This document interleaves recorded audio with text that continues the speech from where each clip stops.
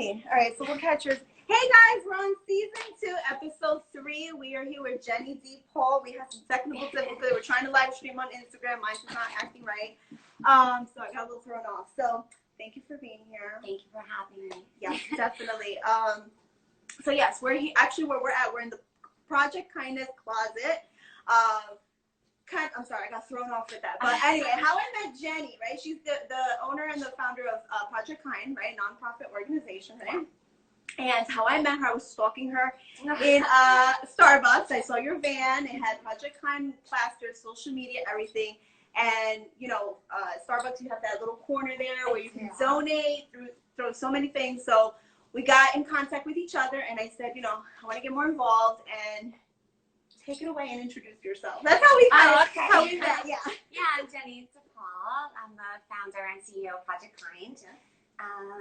I live here in Rockaway, grew up here, my family's here, and we decided that we wanted to, you know, reach out to the community and start doing outreach, and it led us to starting Project Kind. And it's been a wonderful journey. Yeah, if you follow Jenny, you can see her day-to-day, you know, connection with the community and everything like that, which you're very prominent in Newark, right? And throughout, and you're going through Texas, you're doing so many different things. But tell us a little bit how you got involved and started with it. Right, so I'd have to backtrack a bit. Okay, backtrack. So, yeah, so it's always been really important to me that we find a way to share what we have with other people, right? Mm-hmm. So that's something I've always been really intentional about trying to do. Mm-hmm. And early on, when I was first married, my husband and I had decided that we wanted to share our home and our family with others, and we started doing foster care. Okay. Yeah. Wow. And really, it was through that journey that led us to this idea about Project Kind. Okay. You know, all the things we had learned through our experiences with every child who came to us, especially one that we ended up adopting. Oh, wow. Yeah. Wow, I love that. Yeah, so, you know, he has special needs and lots of challenges, and it was through that experience and all we learned through him that we were like, you know what, it's so important, I think, that people know no matter what your challenge is, you have great purpose, you have something to share, and wouldn't it be great if we could just go out there and create these opportunities for people to do that. Right. So it was really my family, we decided, let's go be a reminder to people that they're loved and that they, again, have something to share and they have purpose. And we started doing that by doing outreach in Newark. I love that. Wow, that's like, yeah, keep going. Yeah, you know, so really, I always give the credit to my son who, you know, he came to me when he was 1. He's almost 16 now. Oh my God. He's considered severe on the spectrum. Okay. But he's really what inspired us to move forward with this movement. Right. I love that. And we started out super simple, just sharing some time with people that we knew were in need. And then we're like, you know what, maybe other people have something to share too. Yeah. And that's when we started sharing people's stories on social media. And asking people if they wanted to be a part of their journey. Okay. And from that point, it really just grew. And it was just an outreach. And then we decided it's time to become a nonprofit. I love that. So outreach, for people who don't really know, outreach is like be getting involved into the community, giving, like, if you can explain a little bit, some people might not know that. Yeah, so for me, when I say outreach, it's you know, about finding places where people are in need and meeting that immediate need. Okay. But with Project Kind, we try to take it a step further. You know, I never want to just hand someone a sandwich or a toiletry or a coat and then walk away. Right. Like, I want to really get to know who they are. I want to give them an opportunity to be seen and heard in a way that's really true to them. Right. And have others be able to connect with them. So when I do outreach, you know, I'm bringing these items to them that the community is sharing with me. Right. But then I'm spending time with them. Yeah. You know, I'm sharing that meal with them. I'm sitting with them. And, you know, we're forming a relationship. Right. Yeah.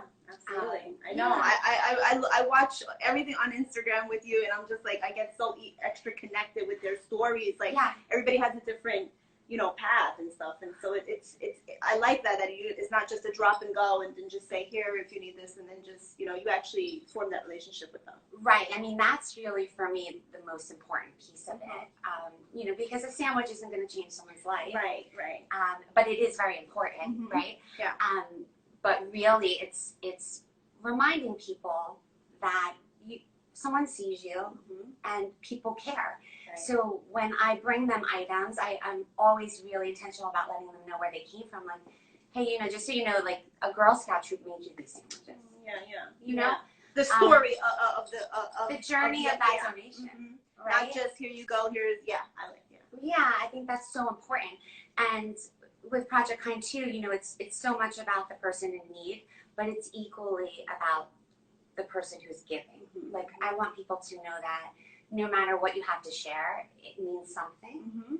And, these, big gifts are great and money is needed, absolutely. But that sandwich that you took a few minutes to make, sharing that time, is equally as important. Absolutely.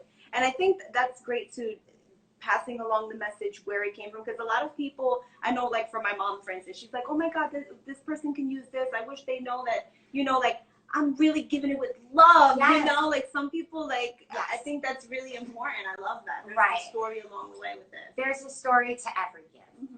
And it's so, I want the person who's giving to know where that's going and feel that connection, but I want the person who's receiving it to know where it came from. Right. So that is a big focus of ours. And then along the way, I meet people who are in need in other ways. So maybe they're ready to transition from experiencing homelessness to being housed. And there could be something very, very simple that's holding them back that somebody out there is able to provide. Right. So sometimes it's just a security deposit or a month's rent. And that's when I'll put the ask out there and say, does anybody want to share that with them? Yeah, absolutely. And that's another reason why we wanted to get involved. Like, we have, we stage properties. And I said, if there's ever, a necessity with furniture, because we have pieces sometimes that we don't use anymore, or blankets or stuff like that, instead of selling it, giving it to someone who could benefit from it, because furniture gets expensive and stuff, so it's like a huge help. But so we're gonna kind of bob and weave throughout, because we did have questions before. I put it on social media, and we had some pre-questions. We had Stephanie Zecca, who wanted to be here so bad. She is like a fan of yours. She's also a kindness queen, she says, and she really wanted. So she's like, if you could just ask her these questions. So you did touch on where you grew up, right here in Rockaway. Right here, right. And she has another question too. What was probably one of your most memorable projects that made you super cry? Oh goodness, I have to say, I'm so attached to every person. We've been a part of, helping them in some way move forward. But there's a few things, a few events, and a few people that are very close to my heart. So I have to say, we've done an annual event at Giants Stadium, partnering with the Giants. That's awesome. That has meant a lot to me. So that event's called the Worthy of Love Fest. Okay. Love so that. We've had 2 of them, and we were planning on having a third, but COVID kind of paused everything. That. But we'll have another. Yeah. So the whole concept of that is really just a day to celebrate the fact that we're all worthy of love, right? And we bust in 120 people who are experiencing homelessness that we've formed relationships with over the years. And then we invited Partners in Kindness to be at the event, people who have been giving, right? So now they get to personally meet the people they've been giving to. I love that. Which was my favorite part. And during that event, we gave them the opportunity to have spa services, yoga, chiropractic care. We invited service providers from the area so they could link to services. There was lunch and karaoke and a speaker. And that sounds fun. The players came, and that event for me kind of summed up what Project Kind really is all about. Right? It got people out of their area for a little while just to kind of experience something that maybe they might not have had the opportunity to do, like tour the stadium, meeting players, things like that. That's probably one of my favorite events. I love that. Yeah. I love that. And then as far as people, I mean, it's hard to pick one. I know. I know each story is different and touching. Yeah. I mean, there's been a few moms with babies that we've helped that have been really grateful, you know, to be able to be a part of. But It's hard. It's a tough situation. Yeah. So how do you become a partner for people who want to get involved and stuff like that? How do you become a partner? How does people, you know, get more involved with the cause? Yeah. So we make it really easy. Easy. Basically, if you have something to share, you're welcome to share it here, and we will attach it to somebody who's in need. Okay. Ways to get involved really are. Sorry, keep going. Sorry. Okay, it's okay. Ways to get involved are, you know, we're always needing people to make sandwiches, whether that be at their home, their school, their club, or here at the Kindness Closet. So you can make sandwiches. We are always in need of seasonal clothing, toiletries, non-perishable foods, you know, coats, things like that. And blankets. you guys, we're actually in the Kindness Closet. I don't know if you could show the camera really quick so people could see. We are in the Kindness Closet. I just want to say, because we just got done doing an outreach for Texas this weekend, the closet was a little neglected, so it's a little crazy in here right now. It's okay. We all have closets that get crazy. Yeah, it's a little crazy. Other ways to volunteer, you know, we're always needing people in the closet to help organize, sort. Right. And then if you have a skill, you know, that you want to come and offer, you know, we're open to it. And also, there's no, like, it's not like you have to volunteer a certain amount of hours. You don't have to be a certain age. No pressure, just No, it's really, you know, we try to create opportunities where anybody can get involved. I love that. I love it. Yeah. And also, I know that you posted something about like team building. Yeah. I love that because we were kind of getting excited to get involved with that too. If you want to explain to about the team building aspect of it. Yeah. So the idea. I used to run Project Con out of my home for 7 years. Yes.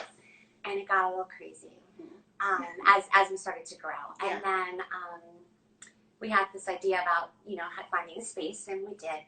And the idea was that we would invite people here to have these team building events where you can make sandwiches, volunteer, we'd have some activities, you know, you could bring some food and all that, kind of hang out, and then know that, you know, what you've done during that time will then be that night distributed. Okay. So yeah, we're asking corporations and groups, you know, even like girls' night out, birthday parties, like girls' night out. We all need one of those. Yeah, to come on over here and we'll get you all set up, and it's just a good way to love it. Yeah. Love it all. I love it all. Okay, we have a few more questions. With everything that goes on, I mean, you have a lot to juggle. How do you recharge? How do you recharge for yourself? How do you find balance? I guess people don't really like to say balance, but how do you unwind? So I don't have a good answer for that. That's something this year I'm really trying to focus more on is being a little more, you know, I always say intentional, because sometimes we really have to be, you know, really try and like make a point to do something. So the me part, you know, I love what I do. So even though it seems crazy, for me, that is like my escape. Like, I love going and doing outreach. I love going and visiting with these people I've formed these relationships with. And really, quite a few of them they're my friends. Yeah, I love that. So then how do you make your life crazy then, right? You're like, I'm kidding. You don't want that. No. Yeah, I don't want advice on that. No, I love For me, that. the more I take on, it's just my comfort is in chaos, which is odd. I know it's the hustling and the busyness. I think like standing still sometimes, which sometimes we do need to stand still. We do. It's a little like, okay, I need to be around the craziness, busyness, I should say. So, what's another question we have here? Stephanie had a whole bunch of questions throughout here. Okay, where does your motivation come from? Like, where does your drive come from? Yeah. So I really believe that we're all created with like a purpose, right? Like we're here for a reason, and I think for me, there's certain things I've just been drawn to that just come natural to me. Right. And I just kept feeling this tug, like, okay, you need to be aware of those things and figure out what they're there for a reason. Right. What am I supposed to do with them? And, you know, even since I'm young and, you know, again, started out for me with taking in kids. Yeah. And kids that were considered difficult to place, you know, like the more challenging it was, the more fulfilled I felt. Yeah. So, so for me, it's just a feeling of peace that comes with what I'm doing, Right. which motivates me even more to keep doing it. Okay. Love Yeah. that. Yeah, I love that. Okay, so let's see. We had another question here. Where did it start again? Oh, we got that one. So talk about a little bit about the Texas release that we saw you, you know, with the big trucks, and you're going to help out in Texas, and other kindness closets too that I know you kind of touched on, like throughout. Like what do we see more in the future for Project Kindness? Okay, so all right, so let's talk about the Texas outreach. So the From Jersey to Texas with Love outreach was actually an idea that my beautiful friend Kathy had, and she came to me with, and she's a very important piece of Project Kind and a volunteer. So she had this idea, like, you know, we need to help them in Texas. Yeah. So I'm like, okay, so let's do it. And we really had no idea how we were going to make it happen. And just like we always do, we put it out there and said, this is what we want to do. Does anybody want to be a part of it? And I mean, instantly people responded. Yeah. So Uber Freights offered us a tractor-trailer and a driver. So then we're like, okay, well, now we know what our goal is. We need to fill this 53-foot tractor-trailer. Yeah. And again, put it out there to the community, and within a matter of days, oh my God, they came. I saw. It came. I was like, oh my God. So we found an organization in Houston, Texas that is able to house all of those donations. And then they're going to open it up to the community and just, you know, distribute them. Nice. I'm going to meet them there in Texas. I'm leaving tonight. Crazy, oh my God. Yeah, because I really want to meet the people. Right, of course, yeah. And I'm going to spend some time with them. And yeah, so now we're trying to think of other similar things we can do maybe in other areas like that. Yeah. I love that. Yeah, it's inspired. If you guys are not following Jenny, especially on Instagram, because, you know, Instagram is more like active, like story after story and everything like that. Project Kind 123 is where they can find you, right? Yeah, Project Kind 123. And we'll put all the links and stuff like that. And then the Kindness Closet. Yes, I'm sorry. So the Kindness Closet. Okay, so we've only had this Kindness Closet for a year, and we opened it right before COVID. And since opening it, we have had other people ask us, like, can we have one here in our state? Yeah. Actually, I think it's in Uganda. Somebody is interested. Wow, oh my God. So with that, though, which I would love to do. You know, I'd like to have them everywhere. Yeah. So I'm not sure what that looks like or how that happens, you know, as far as funding and things like that. But that is a goal, for sure. Is to do that. But the Kindness Closet's been a blessing, and yeah, I mean, I remember when I used to drop off on your porch. You did. So I remember, and then when you said that, I was like, okay, yeah, that I remember. And then when you opened here, I was like, oh, this is great. And I could come out all the time, you know, dumping, you know, and unloading and stuff like that. So I have to tell you really quick, the moment I realized that I needed the Kindness Closet. Yeah. I don't know if I ever told you the story about the raccoon. No. Okay. No. So just really, really quick, because this will kind of sum up what my life looks like. So people would drop off donations on my porch. So every day we got them just so blessed, hundreds of sandwiches and all of that. But the raccoons had realized that this was happening. Okay. So they started to visit me every night. So when I'd get home at 2 a.m. from outreach, you know, there would be like a family of raccoons. Oh my God. With sandwiches, like eating them just all over my porch. So one day I load up my sandwiches into the van, I run in the house, I come back out, I start to drive, I'm on the highway, and I hear like a rustling, and then I look over and there's a raccoon. Oh my God. No, there's a raccoon sitting on on the passenger seat. No. Seriously. So this raccoon, so I'm driving, so I'm like, okay, what do I do? So this raccoon crawls onto my lap. Stop it. I swear. Oh my God. I will. And now it is Stop. Oh, I'm kidding. It is standing, and we are like eye to eye. and you're driving? And I'm And on you're the driving. I'm on the Oh my goodness. and I'm driving. Okay, so here it's he and I, and in my mind I'm thinking, okay, this is like the papa raccoon. Like I can tell, like I need to get him home.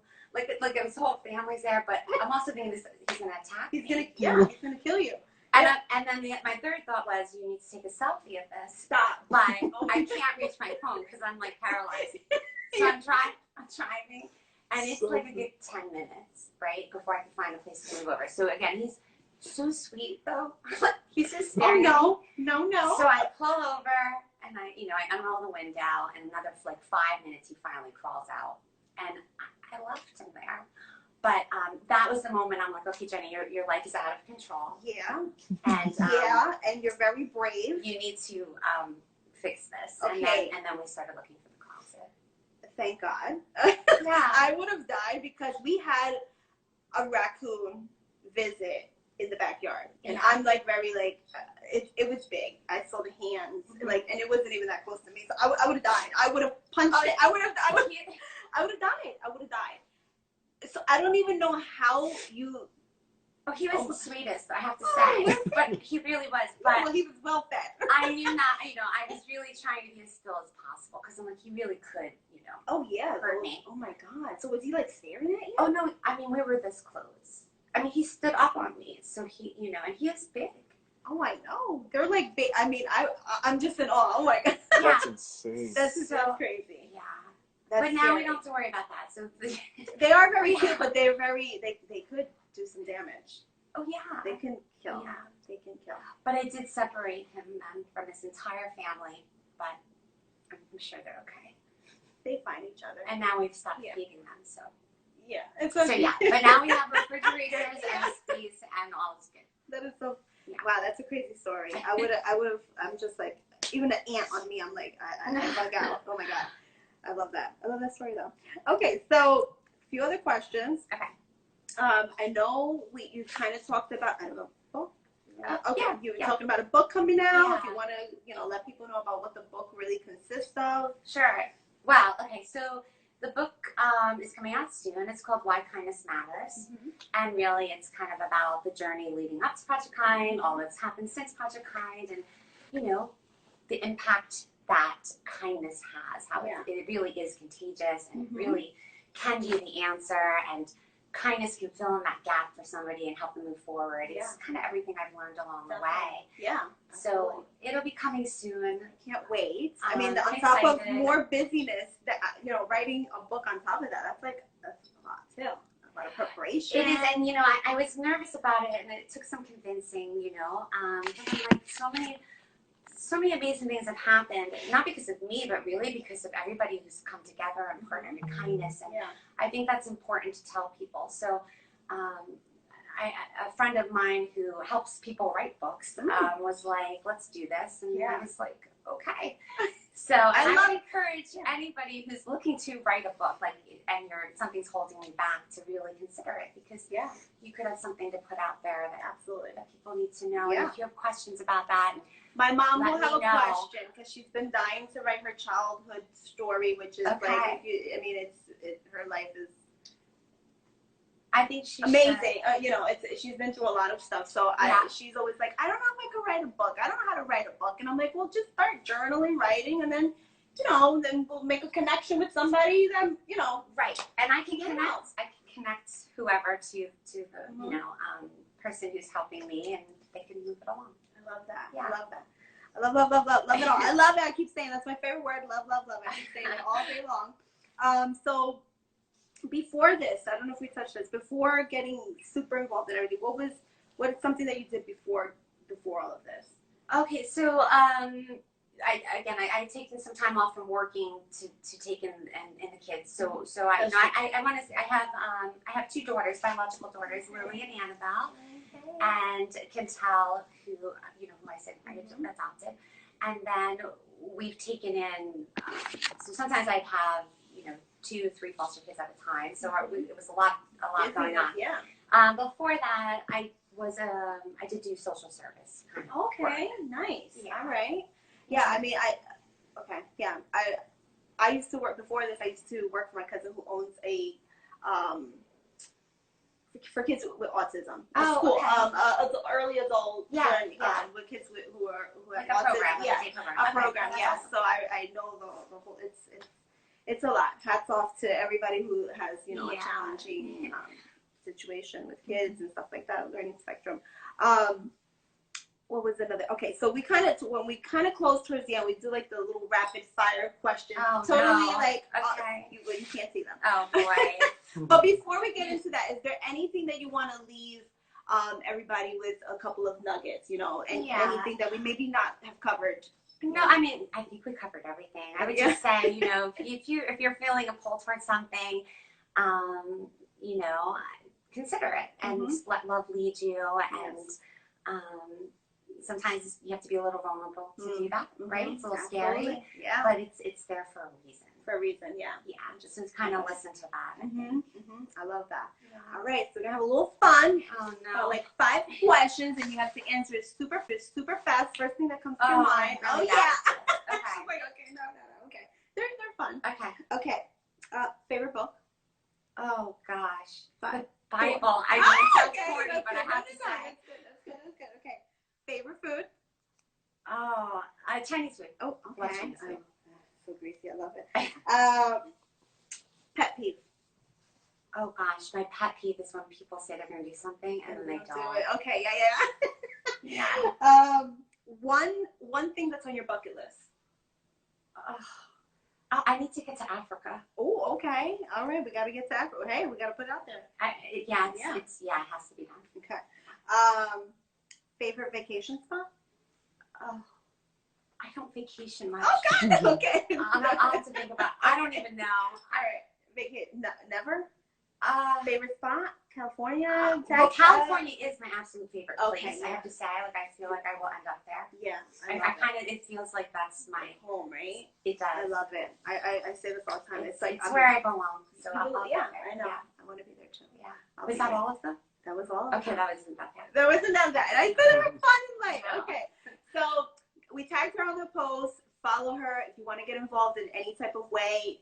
Just DM, write message. Yeah. Get Go to the website. Go to the website, which is projectkind123.org. Okay, perfect. And on Instagram, you can follow her on Project Kind 123. Yes. On Instagram, and then on Facebook, she's tagged Jennifer. Yeah, Jennifer DePaul, and also we have a Project Kind page. Yes, that's it. Yeah. So thank you so much. I love Thank having you. you on, I love you. and we'll see you soon. Okay, peace. Bye. Bye, everybody.